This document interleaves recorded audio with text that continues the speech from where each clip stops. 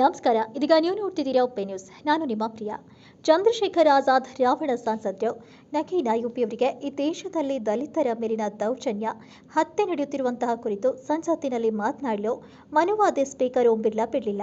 ಆದರೆ ಕರ್ನಾಟಕ ರಾಜ್ಯದಲ್ಲಿ ಕಾಂಗ್ರೆಸ್ ಪಕ್ಷದಿಂದ ಗೆದ್ದ ಸಂಸದರು ಇದಕ್ಕೆ ಉತ್ತರ ನೀಡಲಿಲ್ಲ. ಯಾಕೆಂದ್ರೆ ಕಗ ಭಾಗದಲ್ಲಿ ಮತ್ತು ರಾಜ್ಯದ ಇತರ ಜಿಲ್ಲೆಯಲ್ಲಿ ಗೆಲ್ಲಲು ನಮ್ಮ ದಲಿತರು, ನಮ್ಮ ಮಹಿಳೆಯರು, ನಮ್ಮ ಯುವಕ ಯುವತಿಯರು ಮನುವಾದಿಗಳಿಗೆ ಗೆಲ್ಲಿಸಿದ್ದಾರೆ. ಇನ್ನು ಸಂಸತ್ತಿನಲ್ಲಿ ಡಾಕ್ಟರ್ ಅಂಬೇಡ್ಕರ್ ಮತ್ತು ಸಂವಿಧಾನ ಹೆಸರಿನಲ್ಲಿ ಪ್ರಮಾಣ ವಚನ ಸ್ವೀಕರಿಸಿದ್ದಾರೆ. ಆದರೆ ಅಂಬೇಡ್ಕರ್ ಮಕ್ಕಳು ಹತ್ಯೆ ಮಾಡಿದಾಗ ಸದನದಲ್ಲಿ ಮಾತನಾಡಲು ಬಿಡ್ತಿಲ್ಲ.